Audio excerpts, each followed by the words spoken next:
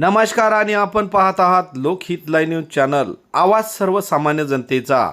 आमदार किसनराव वानखेडे यांनी उमरखेड येथील महावितरण कंपनीच्या उदासीनतेवर विधान भवनामध्ये प्रश्न केला उपस्थित। मुंबई येथील विधान भवनात उमरखेड महागाव विधानसभेचे आमदार किसनराव वानखेडे यांनी मुद्द्याद्वारे उमरखेड महागाव विधानसभा मतदारसंघातील अत्यंत गंभीर व जनतेच्या दैनंदिन जीवनाशी निगडीत असलेल्या वारंवार खंडित होणाऱ्या वीज पुरवठ्याचा प्रश्न सभागृहाच्या निदर्शनास आणून दिला। मतदारसंघातील अनेक गावांमध्ये सातत्याने वीज पुरवठा खंडित होत असून विशेषतः बंदी भागातील गावांमध्ये 24 तास वीज पुरवठा बंद राहण्याच्या घटना वारंवार घडत आहेत। त्यामुळे शेतकरी, विद्यार्थी, लघु उद्योग, व्यापारी तसेच सर्वसामान्य नागरिकांना मोठ्या प्रमाणात आर्थिक, शैक्षणिक व सामाजिक अडचणींना सामना करावा लागत आहे।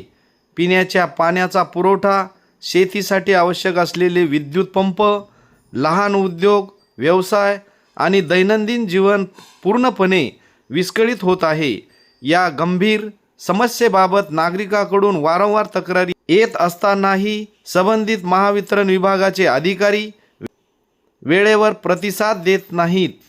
अनेकदा तक्रारीकडे दुर्लक्ष केले जाते किंवा टाळाटाळ केली जाते। त्यामुळे नागरिकांमध्ये तीव्र नाराजीचे वातावरण निर्माण झाले आहे।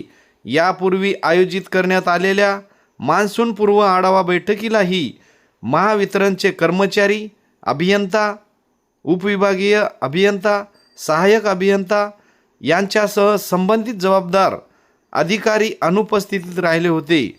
जनतेच्या हिताच्या दृष्टीने अत्यंत महत्त्वाच्या असलेल्या बैठकीकडे संबंधित अधिकाऱ्यांनी दाखविली ही उदासीनता अत्यंत निषेधार्ह असून त्यांच्या कार्यपद्धतीवर गंभीर प्रश्नचिन्ह निर्माण करणारी आहे।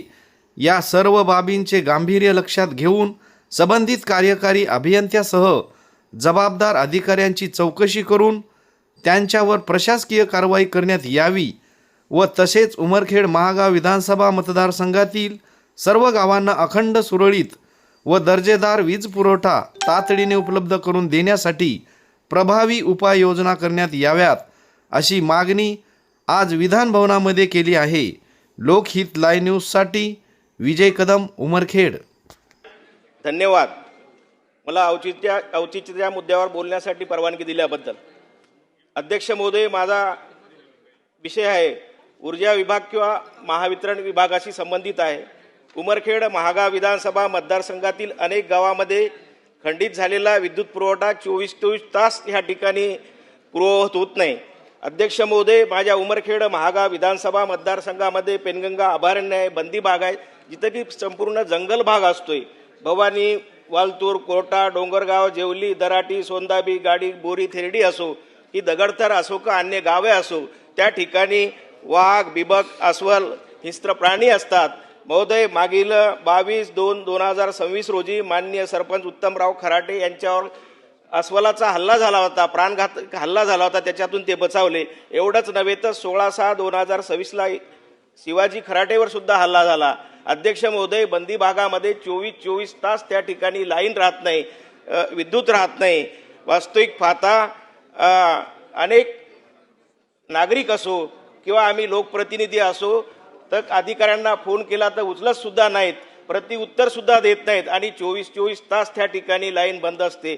अध्यक्ष महोदय, या ढिसाळलेल्या कारभाराला कार्यकारी अभियंत्याला जबाबदार धरण्यात, कारण अध्यक्ष महोदय 15 जून 2026 रोजी आम्ही नैसर्गिक आपत्ती व्यवस्थापन 2026ची मान्सूनपूर्व बैठक घेतली।